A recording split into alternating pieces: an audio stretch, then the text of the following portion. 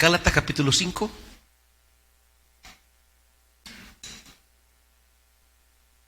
Versículo 13 en adelante. Gálatas 5, 13 en adelante.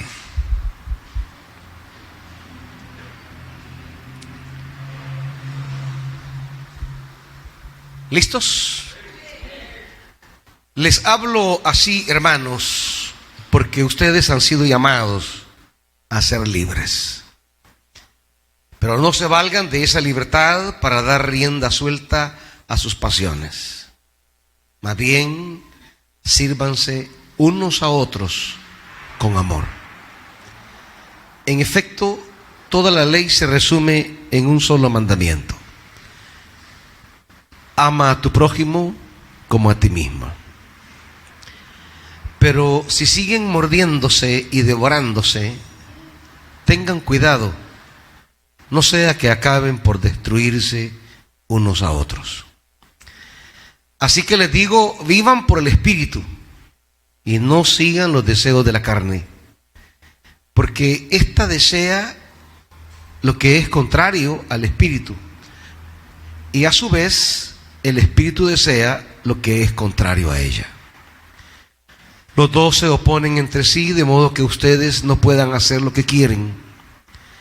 Pero si los guía el Espíritu, no están bajo la ley. Las obras de la carne se conocen bien: inmoralidad sexual, impureza y libertinaje, idolatría y hechicería, odio, discordias, celos, arrebatos de ira, rivalidades, desacuerdos, sectarismos y envidia, borracheras, orgías y otras cosas parecidas. Les advierto ahora, como antes lo hice, que los que practican tales cosas no heredarán el reino de Dios. En cambio, el fruto del Espíritu es amor, alegría, paz, paciencia, amabilidad, bondad, fidelidad, humildad y dominio propio. No hay ley que condene estas cosas. Los que son de Cristo Jesús han crucificado la carne con sus pasiones y deseos. Si el Espíritu nos da vida, andemos guiados por el Espíritu. No dejemos que la vanidad nos lleve a provocarnos y a envidiarnos unos a otros. Padre,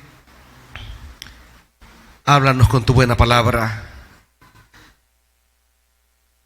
Enséñanos en el nombre de Jesús. Amén. La carta a los Gálatas es esa aguerrida respuesta que Pablo da a las ideas equivocadas sobre el Evangelio y la gracia de Dios y las consecuencias que provoca en la comunidad. Porque las ideas no son ideas meramente teorías abstractas, son ideas que se hacen conductas, son ideas que se traducen en cierto tipo de relaciones. Y lo que había llegado a Gálatas a través de Jerusalén, sobre que los gentiles debían someterse a la ley, circuncidarse y guardar los preceptos, pues no solamente eran teorías, sino que se traducían en ciertos comportamientos que en la comunidad eran nocivos. ¿Cómo podemos saber si una idea que usted adquiere es una idea del Espíritu? ¿Cómo podemos saber si a usted le han metido ideas de verdad de Dios o son del hombre nada más? Bueno, para Pablo el criterio es ¿qué provoca en mí? ¿En qué me convierte? ¿Cómo dispongo mi vida respecto a los demás? Si las ideas que me han metido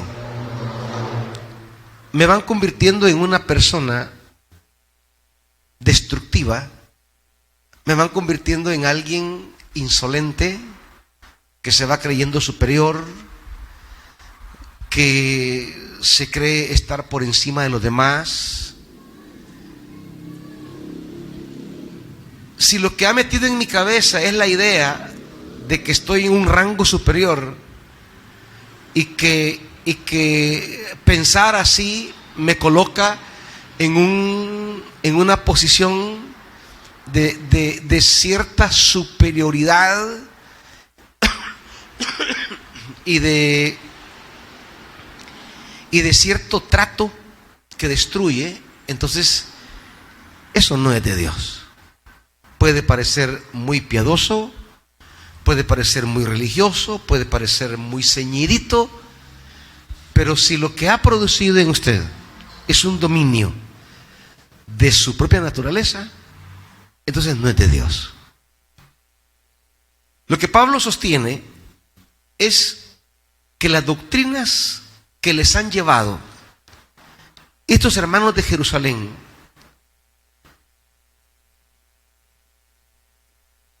incentivándoles a cumplir la ley, ha hecho de ellos creyentes que han cambiado el amor por la marginación. Gracias, mi amor. Cuando el Espíritu de Dios actuó en los creyentes de Galacia, estos abrieron tanto su corazón que se volvieron tan nobles, tan generosos, tan hospitalarios. Pablo mismo, cuando habla, dice en el capítulo 4, versículo 13, como bien saben, la primera vez que les prediqué acerca de las buenas nuevas fue debido a una enfermedad.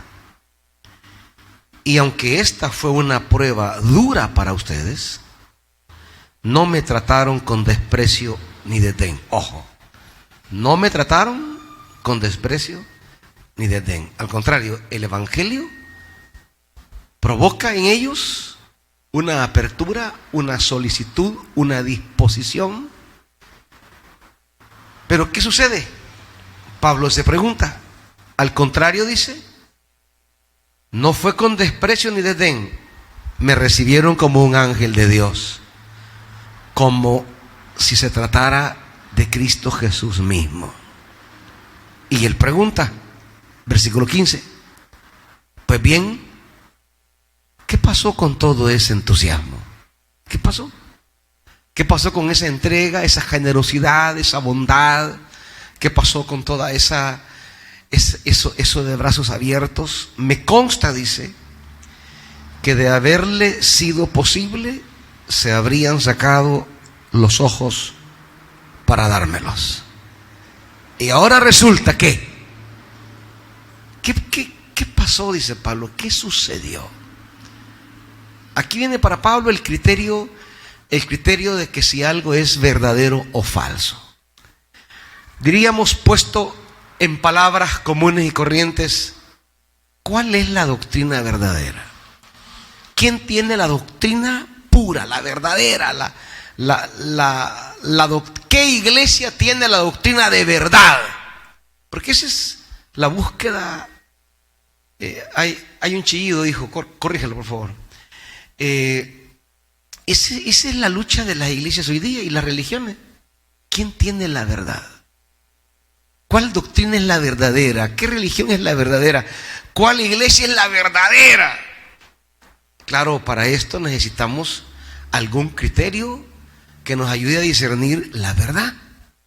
¿Cómo puedo yo saber cuál es la verdad? Bueno, el apóstol Pablo nos da el criterio de saber si algo es verdad. ¿Qué provoca en nosotros esa verdad? ¿Qué provoca en mí? ¿En qué me convierte? ¿Quién comienzo a ser? Este es el asunto. El criterio para discernir la verdad no es un concepto, no es algún tipo de idea abstracta. No, el criterio para discernir la verdad es, para Pablo, ¿qué me hace ser? ¿En qué me convierte?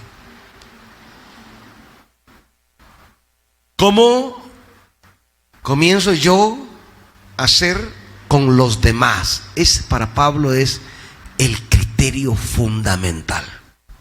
No hay una verdad, digamos, ahí abstracta, genérica y decir, esta es la verdad. No, la verdad para Pablo es aquello que provoca en mí los deseos de Dios. La verdad para Pablo es aquello que me hace ser como Dios es, que pone mi vida a disposición de los demás. Por eso Pablo dice, bueno, si al final la ley dice, versículo 14, ¿cuál es el resumen de la ley? 5:14. ¿Están leyendo o no, hermanito? ¿Cuál es el resumen de la ley?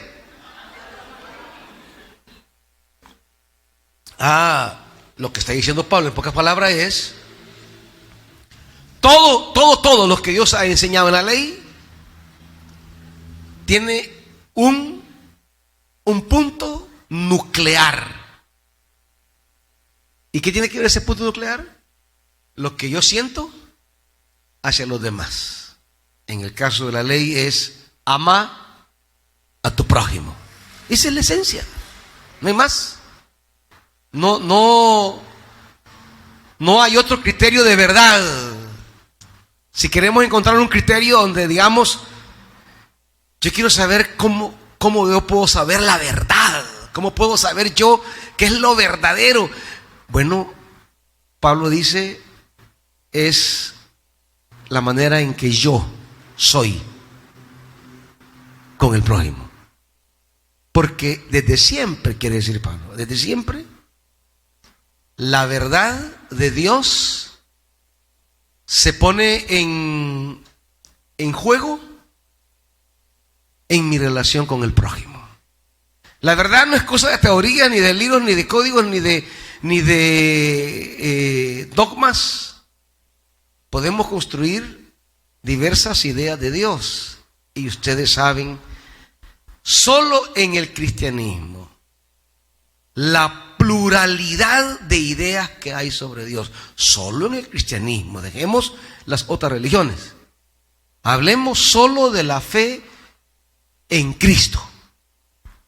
Miren dentro del cristianismo la gama que hay desde los ortodoxos, los católicos romanos, los católicos no romanos como los luteranos o los anglicanos, algunas iglesias históricas de las calvinistas, las reformadas, luego las grandes denominaciones evangélicas y hasta el grupito allá que un cantón creen tener la verdad de todo. Hay una gama de identidades doctrinales, hay una gama. Si media vez alguien llega a entender algo de diferente manera, ya se separa de otra y ya es otra doctrina. Y tenemos una multiplicidad y me van a decir que todas son verdades. Y me van a decir que solo uno tiene la verdad y las 90 restantes están equivocadas. Eso solamente en el cristianismo. Y claro, al final son solo doctrinas. Que tengan la verdad, eso no lo sabemos. Por eso ustedes ven que en esta iglesia no tenemos como instructivos doctrinales. No tenemos manuales. Sí, hay algunos conceptos que sostienen nuestra fe, hay un marco teológico, por supuesto que sí, pero ustedes ven que a ustedes les pueden preguntar, miren, ¿y ustedes qué creen sobre tal cosa? Y ustedes no van a hallar qué decir porque nunca los hemos metido a esos cajones. Porque las doctrinas son eso, son como cajones. Cajones donde van metiendo a la gente y haciéndola militante de cierta confesión. Indudablemente tenemos una teología, pero sobre elementos tan grandes, que no optamos por definirnos en esa multiplicidad de concepciones que hay, pues no tenemos un interés en que usted se afilie, si usted es calvinista o es arminiano, si usted cree que se deben o no bautizar niños. O sea, no hemos ido optando por irnos definiendo en un cúmulo de cosas, porque para nosotros la verdad no pasa por ahí. El evangelio no pasa por allí. Para Pablo, la verdad de Dios en Jesús tiene que ver solo con un componente. ¿Qué me hace ser? ¿Qué me hace construir? ¿O qué me hace destruir? Y resulta que los gálatas, beneficiados por la buena nueva, alcanzados por la gracia, pues había potenciado en ellos una bondad, una generosidad, una apertura, una entrega. Y resulta que habían bajado de Jerusalén unos hermanitos a meterles otras cosas, y de repente todo cambió. Dejaron de ser generosos, bondadosos, dejaron de ser con brazos abiertos y comenzaron a comportarse, como Pablo dice, con cierto desdén, con cierto desprecio, con cierta frialdad. Comenzaron a crear esa sociedad tan fría que poco a poco el mundo se va convirtiendo. Una sociedad desinteresada en el otro, donde no hay solidaridad, preocupación, acercamiento, donde cada quien se aísla del resto, vive su isla, vive sus intereses, sus intenciones, sus deseos, sus metas, y no les importa a los demás cómo estén. Esa es la sociedad a la que vamos. Esa sociedad totalmente displicente, descomprometida con respecto al otro. Esa sociedad que uno mira en aquella sociedad europea tan moderna, tan caracterizada de avances tecnológicos, científicos, pero tan pobre en humanidad, tan pobre en solidaridad, tan pobre en sus relaciones, donde cada quien es una isla que busca salir adelante, realizar sus objetivos en la vida, pero el otro no es de interés existencial. El otro no es parte de mi desarrollo como persona. El otro casi que es estorbo a mi progreso y desarrollo. Y en la medida que me desligo de los demás, me concentro en mí mismo y logro alcanzar lo que yo quiero, lo que yo anhelo, lo que yo sueño, pero las necesidades del otro me son indiferentes. Esa es la sociedad que se produce humanamente. Pablo dirá en la carne. La carne de la que Pablo habla aquí en Gálatas, esta carne es esa condición humana en la que los demás no son de nuestro interés. Hacernos cargo de los demás no es nuestra preocupación. Y hay ciertas doctrinas que alimentan en nosotros el desinterés, el desdén, el desprecio, y hay otras que provocan en nosotros nuestra apertura de servicio y amor a los demás. pues estas, no importa en conceptos lo que digan, es lo que provocan. Esa es la verdad. Lo que provocan. Si recordamos la parábola del samaritano, pues en teoría habían, de los tres que pasaron ahí junto al hombre medio muerto, en teoría habían dos que estaban en la verdad. En teoría. De acuerdo al concepto de verdad religiosa, pues habían dos que estaban en la doctrina verdadera. ¿Quiénes eran? ¿Quiénes? El sacerdote y el levita. Eran parte de la verdad. Tenían la verdad, la doctrina verdadera. Y se sentían superiores y mejores. Y se sentían que le cumplían a Dios y que estaban cerca de Dios, que ellos eran el verdadero pueblo de Dios, la doctrina verdadera, y ostentaban el estar allí cerca de Dios. Y de esos tres había uno que ese era el hereje, ese era el pagano, ese era el que estaba lejos de la verdad.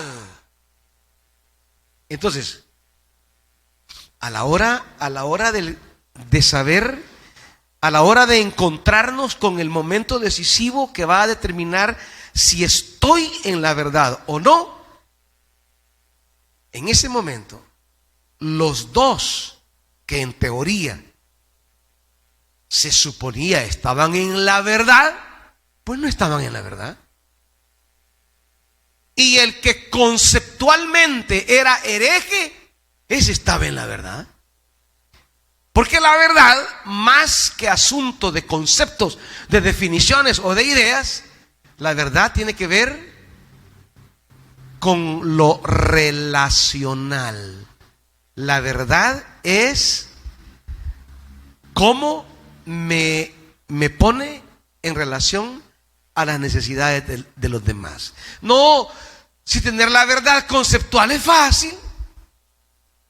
Tener la verdad de ideas abstractas es fácil. En el lenguaje normal de la teología se le llama a eso la ortodoxia, estar en la verdad.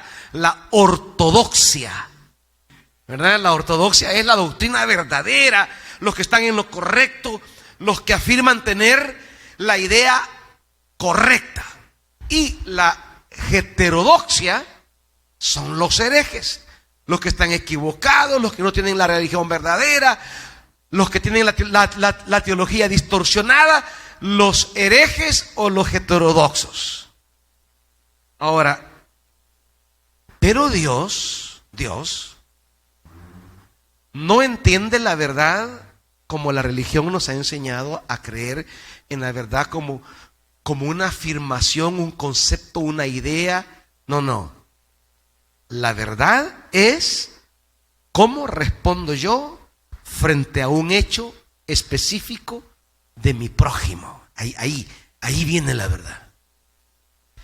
Si las doctrinas que me han metido a mí en la cabeza, si las enseñanzas que me han metido, si el cúmulo de dogmas que me han enseñado, si el conjunto de doctrinas que he adquirido, a la hora de la verdad, que es el prójimo y su necesidad, no me hace responder a mi prójimo, entonces mi religión es falsa, mi doctrina es falsa,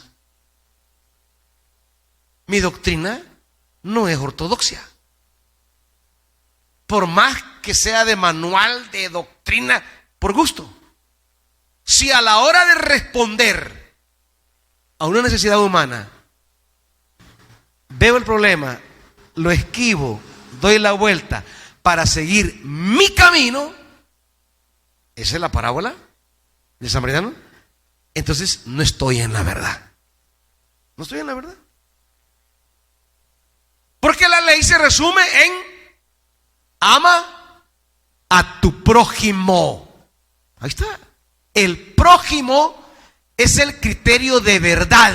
Queremos saber si lo que yo afirmo es verdad o no. ¿Quién me lo dice? Mi prójimo. Mi prójimo. Si ante mi prójimo yo siento carga, sensibilidad, preocupación y que no puedo seguir con mi vida dándole la espalda a su problema, entonces lo que yo he aprendido es verdad. Porque provoca en mí lo que Dios pensó que debía provocar la ley en nosotros: amar. Y no amar lo abstracto, no, amar al prójimo. No amar así, amo la luna. ¿Y quién no va a amar la luna, hermanito? Amo este clima. Pues sí, claro. Pero sí son cosas que no me implica una relación. Pero vea a los que están a la par suya y amar a este. ¿Quién no va a amar las estrellas, hermano? Linda, va. Pero ¿qué le hace la estrella a usted? ¿Qué mala mirada le da? ¿Qué daño le provoca? Lindo amar lo que no me necesita. Lindo amar lo que no me pide nada. Pero amar al prójimo en su condición humana, y más si ese prójimo pues no es de mi religión, no es de mi estatus, no es de mi preferencia de color, no representa algo que yo pueda amar, sino que es él y su necesidad. Cuando en mí se despiertan intereses de asistir a alguien en lo que yo no tengo ninguna ganancia, sino simplemente ser de utilidad para esa persona en nuestra existencia, allí estamos en el camino de la verdad. Allí, cuando de usted se desprenden una serie de iniciativas para asistir a personas que necesitan de una oportunidad, de una mano, de un apoyo, de una asistencia. Cuando para usted no resulta indiferente la necesidad de una persona, allí quiere decir que ha entrado en usted la verdad de Dios. Y el samaritano hereje ve al hombre medio muerto, toma lo suyo, y el texto se encarga de decir su vino, sus vendas, o sea, toma sus cosas y se las aplica al necesitado y lo monta en su caballo y vela por él, se hace cargo de la necesidad del otro. Entonces dice Jesús: ¿y tú quién crees de esos tres que está cerca de la vida eterna? Esa es la pregunta. ¿Quién crees que está cerca de la vida eterna? No el que cree que esté en la verdad abstracta.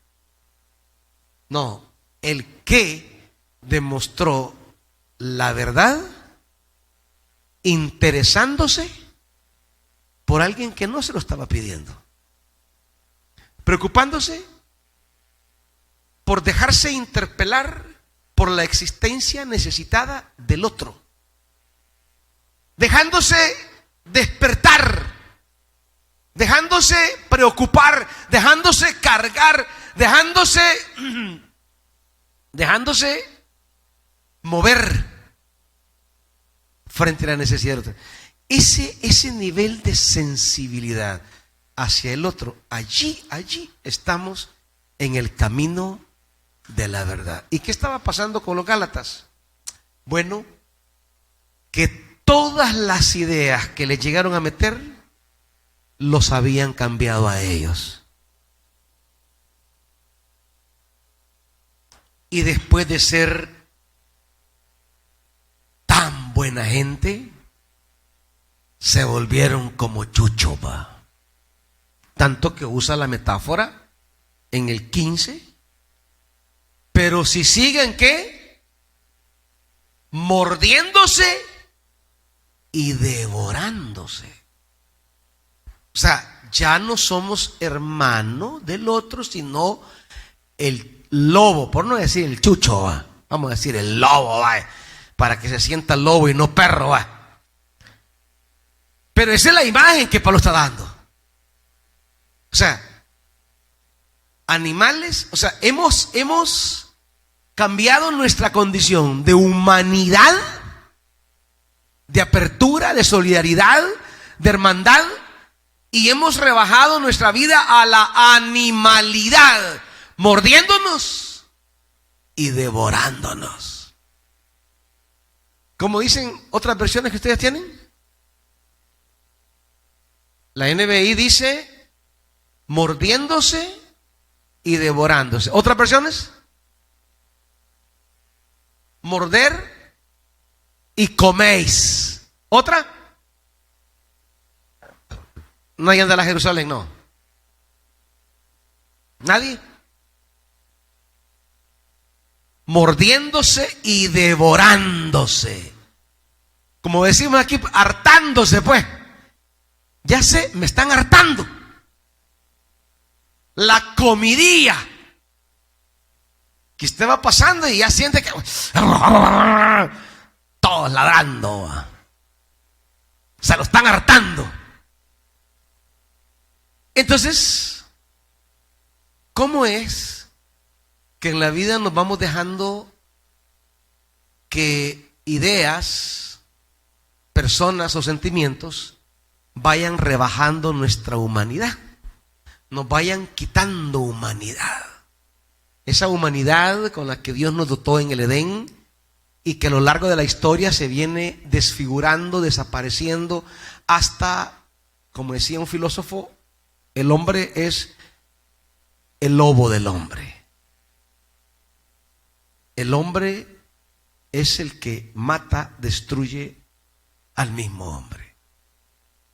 Esa es la animalidad. La animalidad, la bestialidad. ¿En qué nos vamos convirtiendo?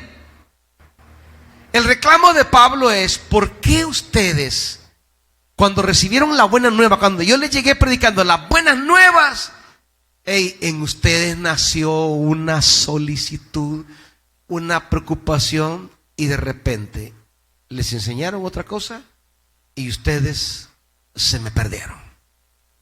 Y ustedes dejaron esa humanidad y se volvieron animalidad. Y ese es para Pablo. Ese es para Pablo lo que es la verdad. ¿Me hace más humano o me hace animal? Y aunque tenga la doctrina más linda, más bonita, pero si hay un corazón cerrado al mundo que sufre, al prójimo que sufre, a las necesidades humanas, entonces estamos en la animalidad, y esa disque verdad que yo confieso, pues no es ninguna verdad. Y aunque para la gente podamos tener una doctrina que no sea la correcta, pero si eso ha provocado en mí una humanidad, una apertura, una liberalidad, ha provocado en mí una disposición a los demás, pues estoy en la verdad. Porque la verdad en la Biblia no se mide por el apego a un concepto, sino a una situación humana. El criterio de verdad en la Biblia es el prójimo y su realidad. Ese es el criterio de verdad. Quiero saber si estoy o no en la verdad. Pues cómo respondo ante mi prójimo. Eso es. Y dirán ustedes, pero ¿y eso no suena como muy, es que puedo decir una herejía, y si amo a mi prójimo estoy en la verdad? Pues claro que sí. Es que eso es lo que dice el Evangelio. En términos dogmáticos, ¿Quién era el hereje? ¿El sacerdote o el samaritano? En términos del dogma. ¿El hereje quién era? El samaritano. Pero eso es de acuerdo al dogma religioso. Pero de acuerdo al criterio de Dios, ¿quién está en la verdad? El que se hace cargo de la necesidad humana, el samaritano. Los criterios son diferentes. Por eso con Santiago, cuando dice Santiago,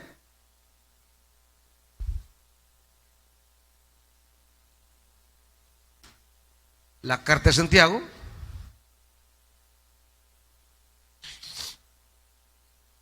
capítulo 1, 1:26. Fíjese bien. Si alguien se cree religioso, o sea, en el mundo de la religión, ¿verdad? Es verdadero y tiene buenos dogmas, buena doctrina. ¿Pero qué? ¿Pero qué? O sea, ya en lo concreto, ya en lo que yo tengo en mi relación con mi prójimo, ¿cómo me relaciono con mi prójimo? La lengua, lo que hablo. Si yo creo tener la religión verdadera, pero a la hora de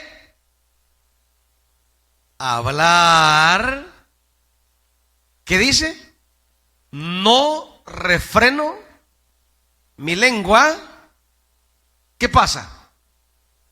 Se engaña a sí mismo y su religión no sirve ninguna teología, ninguna doctrina, ningún credo, ningún dogma que no es capaz de producir en usted una apertura de humanidad y solidaridad con el prójimo, su necesidad y su existencia, entonces eso no sirve para nada. ¿Para qué sirve la verdad? ¿Para qué? ¿Para qué? Para servir al prójimo. Si mi verdad doctrinal, religiosa, no me cambia a las necesidades del prójimo, no me sirve para nada. Es por gusto. Y dice, la religión, la doctrina, el dogma pura, o sea, la pura verdad, la religión verdadera y sin mancha delante de Dios, ¿qué es? Hacerme cargo de necesidades humanas, no porque me la piden, no, es que yo siento que me provocan, me despiertan una respuesta. No puedo marchar por la vida indiferente frente a la existencia necesitada de alguien. Y cuando yo respondo, me siento atado, me siento esclavo de esas necesidades humanas, yo estoy en la verdad. Cuando no puedo vivir mi vida, ni celebrar mis logros, ni disfrutar mis alcances, si no me siento interpelado, tocado, cuestionado por el otro. Nadie puede sentirse en el Evangelio realizado a espaldas de las necesidades de los demás. ¿Entienden? Nadie puede decir, soy feliz, porque la esencia fundamental del Evangelio es relacional. Soy feliz en la medida que ayudo a otros a ser felices. Soy feliz en la medida que mi felicidad se desborda en construir la felicidad para otros. Soy feliz en la vida en la medida que todo lo que Dios me ha dado lo puedo poner al servicio de alguien que me interpela con su existencia necesitada. Cuando yo vivo de espaldas a eso, no importa la religión que tenga, yo estoy en la carne. Y aquí entramos ya. Cuando Pablo habla de carne y espíritu, quiero que entiendan de qué está hablando Pablo. Está hablando de esto. Cuando yo vivo mi vida, por ejemplo, el sacerdote, con sus sacrificios, con su vestimenta, con su santidad, con sus doctrinas, él vivía, para Pablo, en la carne. La carne, para Pablo, es esa existencia humana donde yo me dejo dominar por mi beneficio, por mi provecho, por mi beneficio, sin preocuparme la existencia del otro. Para Pablo, la carne es vivir en el encierro de mi propia humanidad, mi propio yo. La carne para Pablo es vivir de espalda a los demás y vivir para mi religión, para mi vida, para mi felicidad, para mi realización, para mi crecimiento, para mi desarrollo, hasta llegar a estar pleno yo. Pablo dice, eso es estar en la carne. Está en la carne. Y no importa tu religión, no importa tu fe, no importa tu culto, no importa tu doctrina, no importa tu dogma, no importa tu rito, estás en la carne. Para Pablo solo hay dos maneras de vivir, la carne y el espíritu, nada más. Y la carne es vivir así, desinteresado por los demás. Y Pablo entonces habla de otra vida. Eso es lo que hemos leído ahora con Pablo. Habla la vida del espíritu. Es decir, que en nosotros entra algo de Dios. Él le va a llamar el espíritu. Entra en nosotros Dios, y esa realidad de Dios en nosotros provoca de manera espontánea y natural. No soy yo, no la construyo yo, por eso no son obras como la carne. Es fruto. Es lo que provoca Dios cuando algo de Dios entra en mí. Por eso Pablo dice, ¿qué pasó con todo ese entusiasmo? Porque la palabra griega entusiasmo, eso significa enteos, o sea, tener un Dios adentro. Teo, Dios en adentro. Un entusiasta es alguien que tiene a Dios adentro. Dios ha entrado en él. Entonces, ¿qué pasó con lo que Dios metió? ¿Qué pasó con esa presencia de Dios? Porque decir, ay, Dios está en mí, Dios está aquí, estoy llena de Dios y Dios me llenó y sentí su presencia y va, está bien. Pero ¿qué provocó? Ese Dios en mí, ¿qué provocó? ¿Disposición? ¿Apertura? ¿Qué fruto provocó de manera natural? Yo no lo hago, yo no lo busco, yo no lo construyo, lo provoca Él. Y eso es lo que Pablo plantea al hablar del espíritu y la carne. Está hablando de dos modos de existir.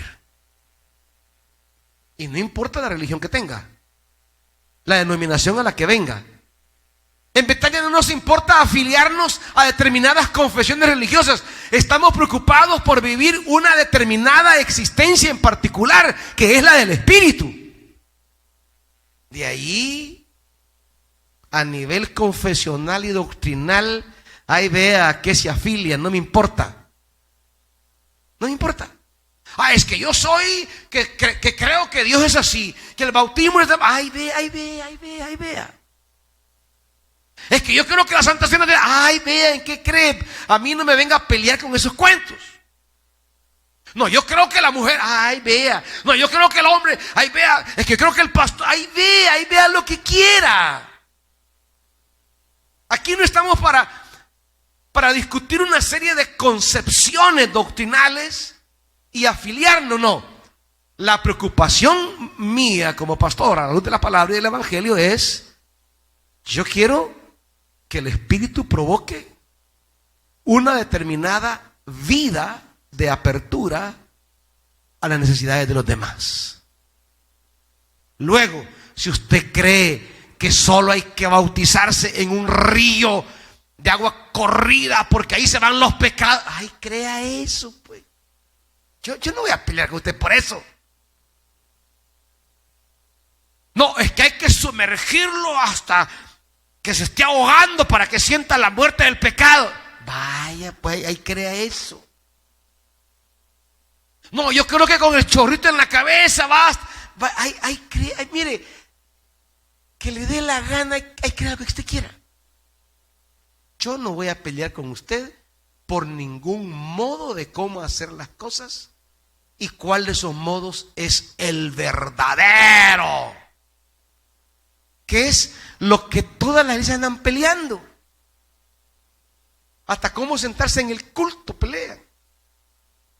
No, que la Santa Cena tiene que ser con Coca-Cola para que no se despierte la tripa.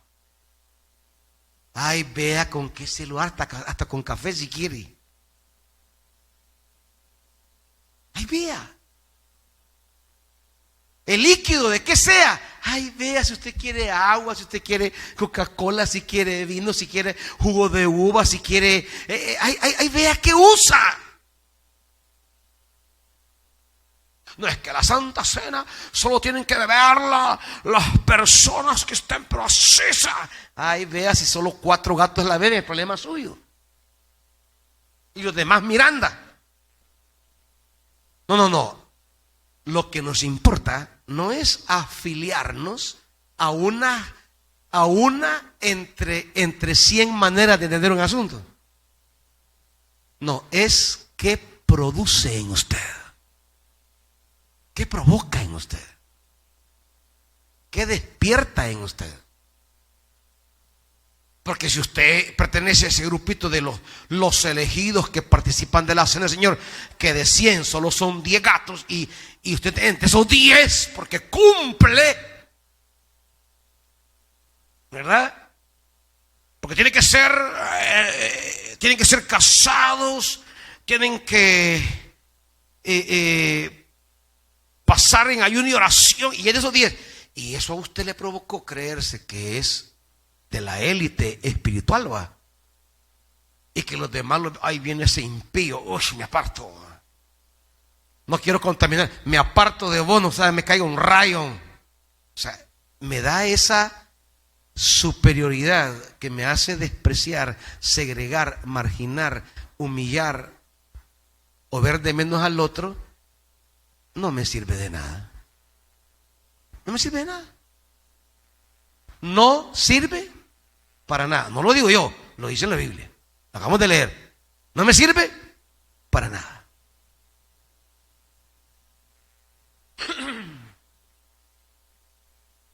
Porque la religión verdadera, ¿y Santiago? Tiene que ver con las viudas, con los huérfanos, y diría el Antiguo Testamento, con los extranjeros. No tiene que ver con un concepto, tiene que ver con la persona y su situación. Y eso nos convoca a ser una iglesia en la que el hermano no pase desapercibido, y menos si es un hermano en necesidad. Y las necesidades no son solamente materiales. Hay quien puede tener para comer y tiene mesa llena, pero tiene vacíos, otros vacíos, otras carencias. Carencia de afecto, carencia de un saludo, carencia de una visita, carencia de... Las carencias no son solo materiales. No hablo simplemente de que porque crea que el que tiene pisto para comer está bien. Hay quienes materialmente pueden estar bien, pero sentimentalmente dañados, emocionalmente confundidos, lastimados, y necesitan de hermandad. Y hay otras carencias materiales, ¿va? ¿Qué carencias tiene mi hermano? ¿Se ha preguntado usted? ¿Qué carencias tiene mi hermana? ¿Y cómo yo puedo asistir a esas carencias? ¿Cómo puedo poner mis fortalezas, sean espirituales, emocionales, físicas o materiales, al servicio de las carencias, de la carencia que tenga mi hermano o mi hermana en particular. Porque en algunas cosas usted es fuerte y no entiende. El que tiene refri llena y comida para toda la semana, pues no entiende cómo este no tiene para comer mañana. ¿No entiende? El que tiene una fortaleza emocional que es robusto, es fuerte, es de carácter, pues no entiende cómo puede haber alguien frágil de espíritu. No entiende cómo puede haber alguien tan débil para verse afectado por situaciones que a él ni lo tocan. Son otras fuerzas, son otras capacidades, son otros recursos. Y poder despertar en mí ese sentido de responder a esa flaqueza, a esa necesidad de mi hermano, eso me hace a mí ser o no ser de Dios, ser o no ser del Espíritu. Y por eso Pablo comienza diciendo: les hablo así, hermanos, porque ustedes han sido llamados a ser libres. Pero no se vagan de esa libertad para dar rienda suelta a sus pasiones. O sea, no es cosa de que soy libre para mí. No, soy libre, dice. Más bien, ¿qué dice? Sírvanse unos a otros con amor. Es la libertad para servir. Es la libertad para edificar. Es la libertad para ser parte yo de la vida de mi hermano y su crisis y su necesidad. ¿Cómo yo contribuyo a la vida plena del otro? Ese es el tema del Evangelio. Esa es la práctica de Jesús. Jesús vivió una vida que estuvo permanentemente comprometida a ser parte de la vida del otro. Miraba un leproso, lo tocaba y lo sanaba. Miraba un ciego, miraba un sordo, miraba un paralítico, miraba un hambriento. La vida de Jesús fue una vida que se sentía responsable, que se sentía convocada, llamada a ser parte de la vida de otro. ¿A qué debe responder los ministerios? Los ministerios en la vida de la iglesia deben responder a ese como jalón, como que el Espíritu me jalonee, me atraiga a una necesidad en particular. El servicio no es la búsqueda de intereses ni de poderes, ni de posiciones, ni de nombramientos. Es el Espíritu jalándome a estar presente en una necesidad. Y claro, nadie esté pensando que va a responder a una necesidad y no habrá complicaciones. No, claro que sí. El hombre va a tomar sus recursos. Y el hombre iba en una dirección y de repente se tiene que cambiar porque ahora tiene que retrasarse un momento por el hombre tirado junto al camino. Y quizás iba en la dirección contraria, pero se va a retrasar medio día quizás. Va a perder un día quizás. Pero va a ganar un humano. Va a ganar a una persona. Y cuando hablo de ganar me refiero, va a ganar en una calidad de existencia humana para esa persona. No ganar para una religión. Porque no lo hacen ni por proselitismo. Es por humanidad, o sea, es contribuir a la vida del otro, no a su religión. No se pregunta, pero ¿y este será samaritano? Porque yo no estoy para hacerle favores a herejes. No, es un humano. ¿Qué cree? No sé ni me interesa. Está a punto de morir Y yo soy interpelado y obligado y llamado a contribuir a su existencia humana. Y lo fue a dejar donde el mesonero y le dijo: mire, gaste, y si gastó más del billete que yo acabo de dejar, por favor apúntemelo, yo al regresar se lo voy a pagar. Punto.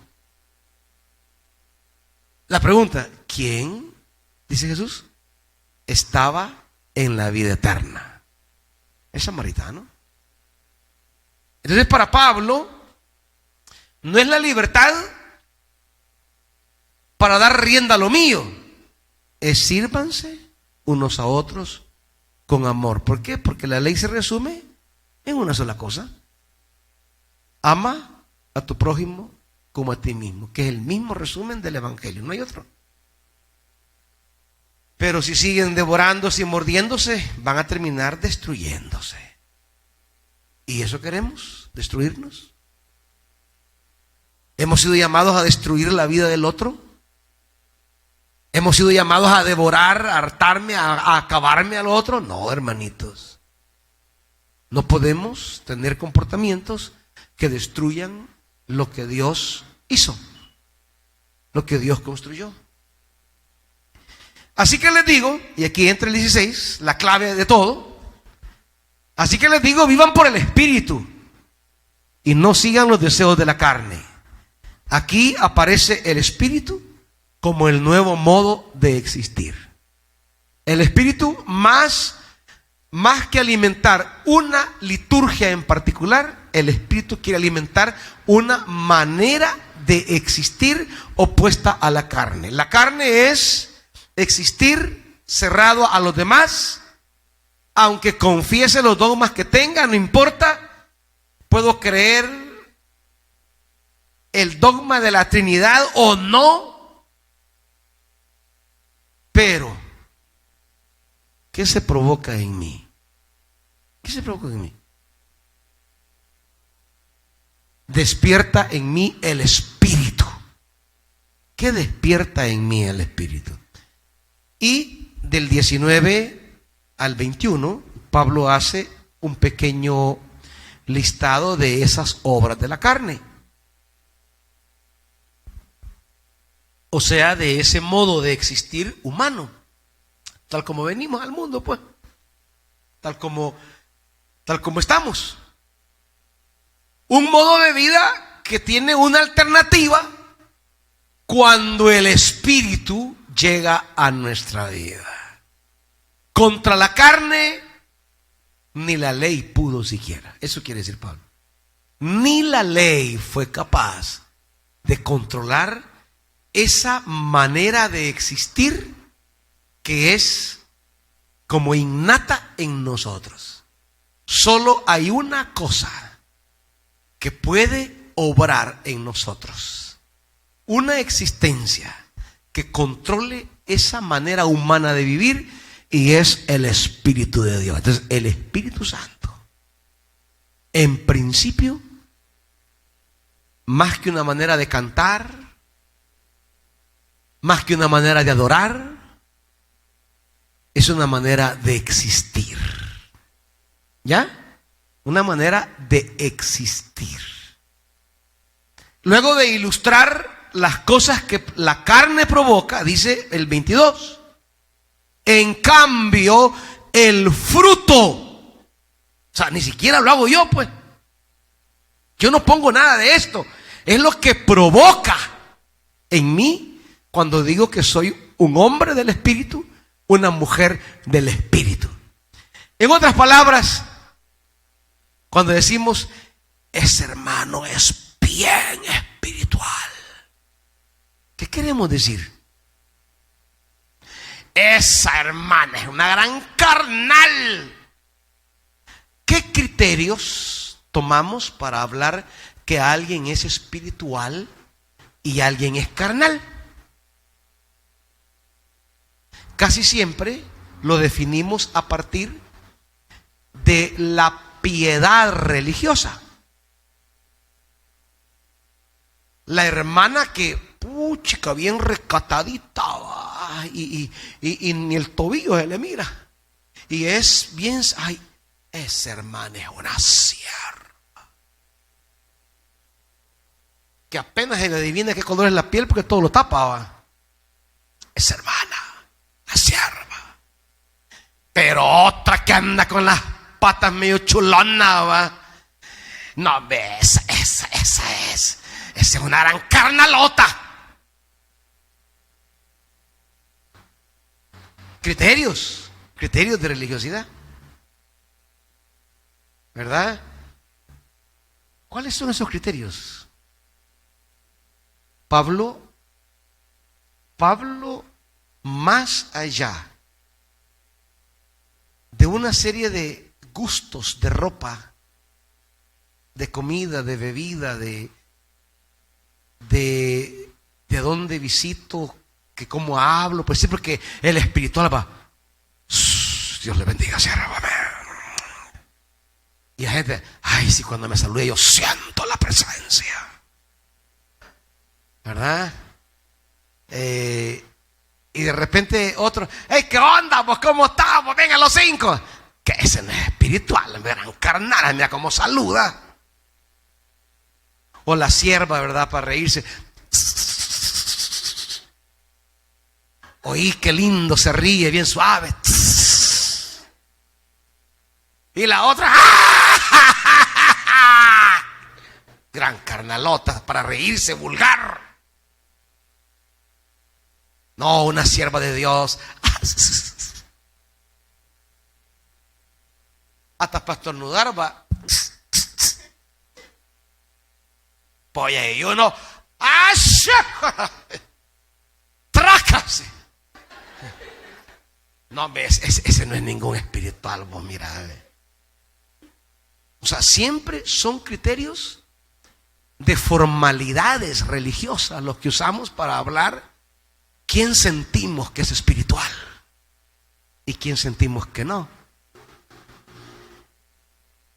Para Pablo, la espiritualidad tiene que ver cómo soy.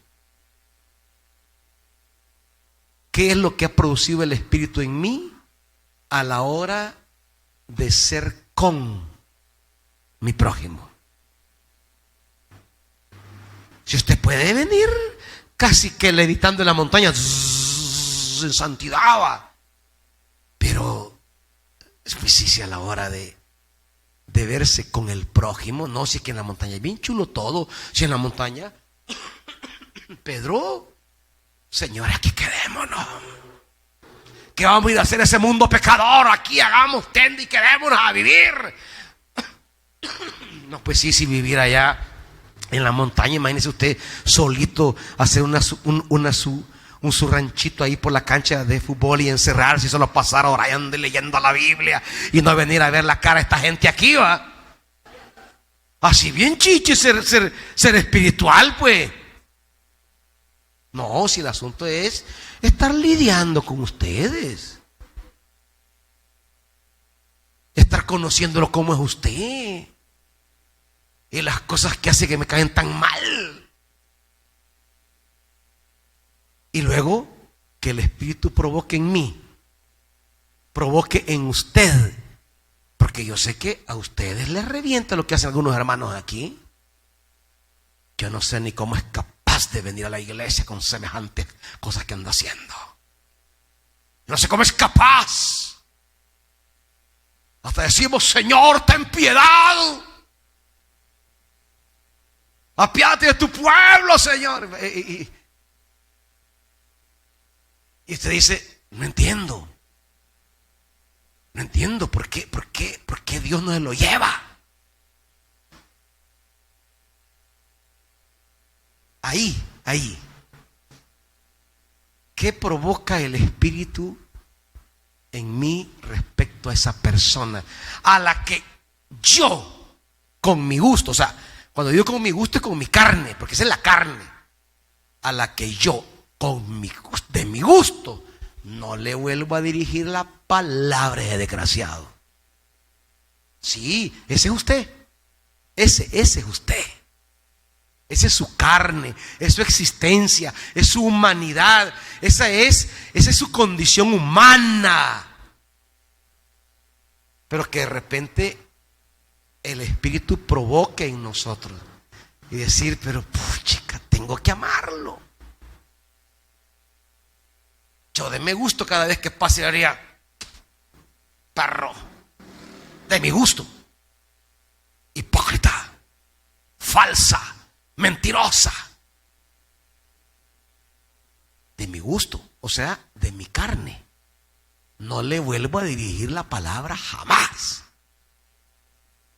Es una rata de 2 patas, inútil, y todo lo de Paquita del barrio. Pero de repente el Espíritu en mí, el Espíritu, si está obrando en mí, de repente despierta pensamientos, sentimientos, donde yo quiero ver cómo contribuyo a que esa rata se convierta en un ángel de Dios. ¿Cómo Dios hizo con nosotros, pues? ¿Cómo Dios hizo conmigo, con usted y con todos nosotros? Somos el resultado de la gracia y la obra de Dios. Eso no lo hemos hecho nosotros, eso lo ha hecho Dios. Todo lo que usted es, usted que se considera así bien, mire, eso lo ha hecho Dios, no lo ha hecho usted. Pero se llama fruto, algo que produjo en usted alguien, no usted. Pero se dice el fruto del Espíritu, y ahí empieza a enumerar una manera de ser. En cambio, el fruto del Espíritu, que es amor,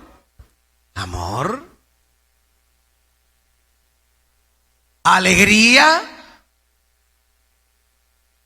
paz, paciencia, amabilidad, bondad, fidelidad, humildad y dominio propio. Ese es el fruto. Es lo que el Espíritu ha provocado en nosotros. Y todas las cualidades son relacionales, todas. Todos los que ha mencionado, cada una de ellas tiene que ver, ninguna tiene que ver conmigo y estar aislado. No, conmigo y los demás. Todo lo que Pablo menciona del fruto, los 9 aspectos que menciona, son cosas que tienen que ver con mi prójimo. Porque el Espíritu lo que construye son nuevas relaciones, nuevos nexos, nuevas actitudes y nuevas intenciones. Yo de mi gusto, más que voy en cocina, yo quisiera ponerle veneno, desgraciado. Yo de mi gusto le metiera a esta hermana ahí en el plato que le voy a preparar para que se le aguade o pase 3 días hablo en el baño. De mi gusto. Pero cuando decimos de mi gusto es en mi carne, en cómo yo respondo en mi condición humana. Pero como decimos que estamos en Cristo, decimos que andamos en el Espíritu, no nos podemos permitir ser como yo quiero, sino lo que despierta el Espíritu en mí. El fruto, el pensar, el sentir y el actuar que despierta el Espíritu en mí. Y entonces usted obra de manera espontánea y natural. Hermano, ¿me puede dar otra tortilla? Sí, hermano, tome. Aunque en su carne le dieran ganas de tirársela en la cara, ¿va? Pero no, tome sierva.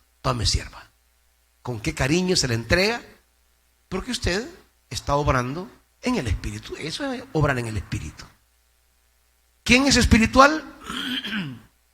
El que en sus relaciones con los demás no se deja llevar por los arrebatos humanos, sino por el querer del Espíritu, por la manera en que el Espíritu quiere obrar en nosotros. El espiritual entonces y el carnal no son asuntos que se definen en la persona aislada, no. Usted puede pasar si quiere 5 días orando solito, pero eso no es espiritualidad. Eso no es que usted va a ser ya espiritual. Ahí ore un mes si quiere ahí de rodillas. Pero si después de estar orando un mes entero viene a andar achicando al hermano, usted mire, mejor si hubiera dormido ese mes. Perdió su tiempo. Porque eso no fue capaz de provocar en usted un nuevo gesto, una nueva actitud. Si usted me puede decir, ay, yo vengo a estar en ayuno y oración 21 días, porque hasta hacer la voz, 21 días, sometido en ayuno. Pero si al día 22 viene y lo que yo veo son las obras de la carne, mejor hubiera pasado 21 días hartándose de Agalán, que lo más que iba a pasar era subir de peso, pues.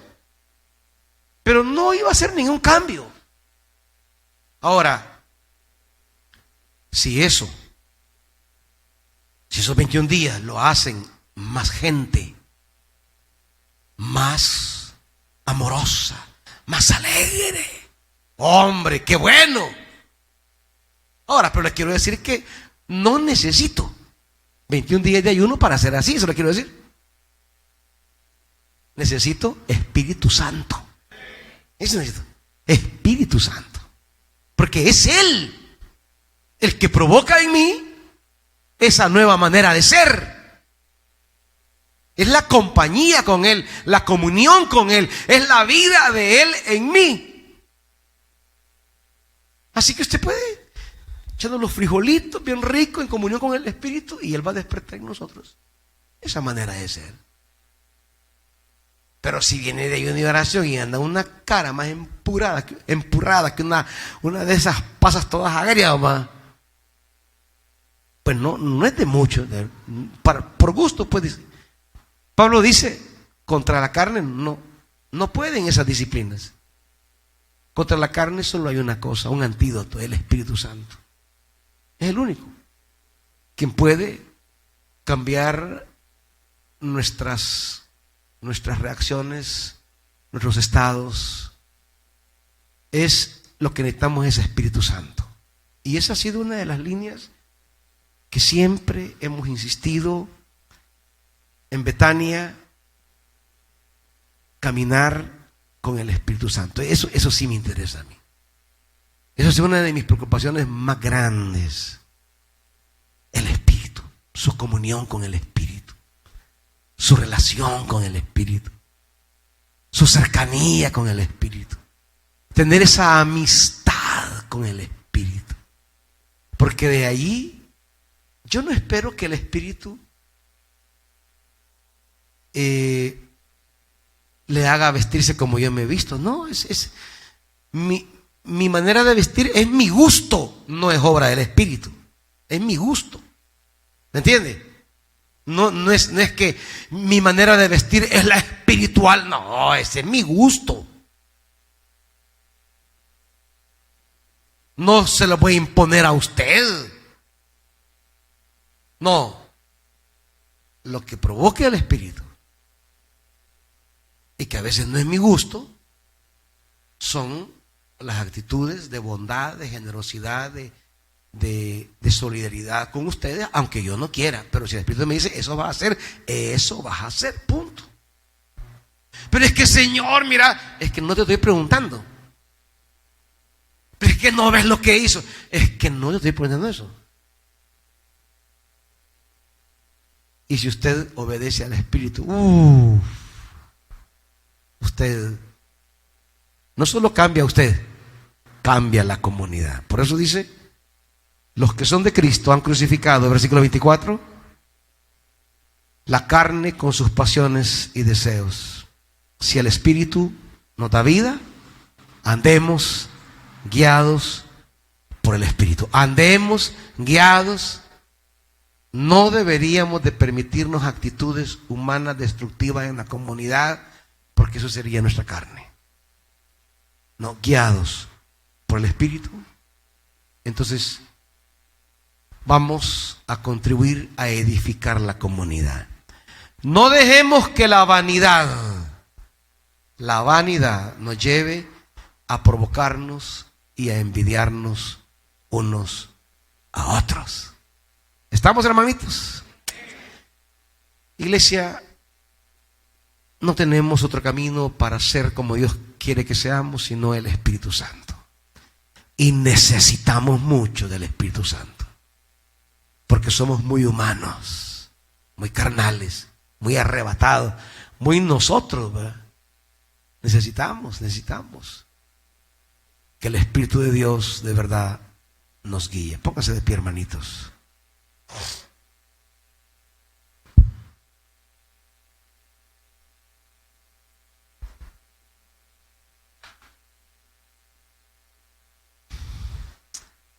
Padre, nuestra humanidad, tú sabes cómo es.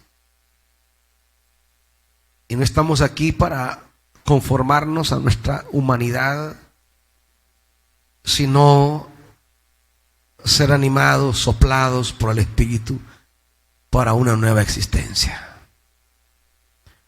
Una nueva existencia que a veces no armoniza con lo que queremos, con nuestra humanidad, con nuestra carne. Porque solo alguien del Espíritu puede pedir perdón por aquellos que lo están apedreando. Solo aquel que vive en una dimensión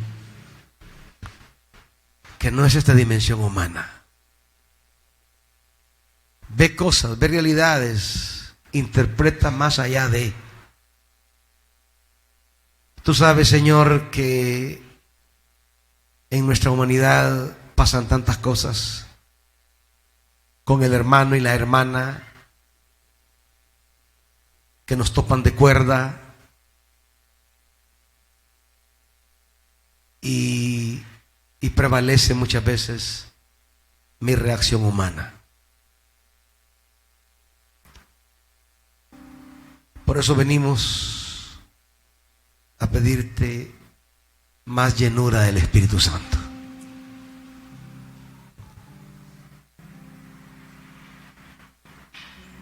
Para que no prevalezca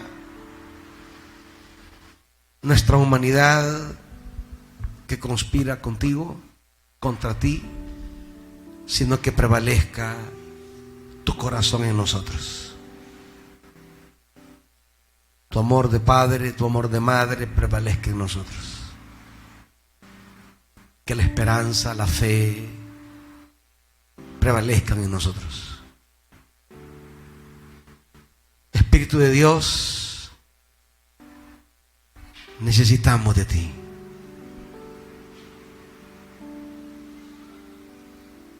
Porque este mundo necesita de ti. Y a través del servicio dispuesto, alegre y comprometido que damos, llenamos este mundo de frescura ahí donde hay marchitez,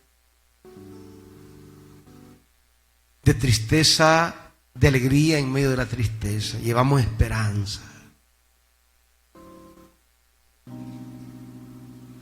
Padre, bendice todos los ministerios de Betania destinados a darle un poco de humanidad, de alegría, de paz a las turbulentas existencias de los demás.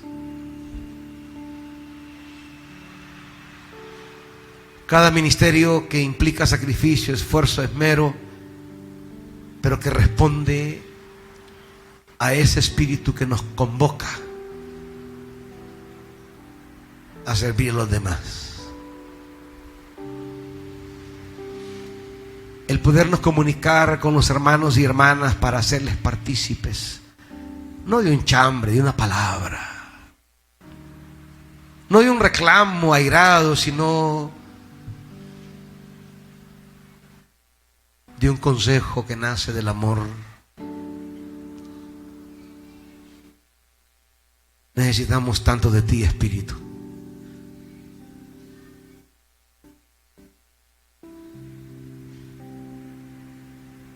En el nombre de Jesús. Amén. Que Dios me les bendiga, hermanos y hermanas.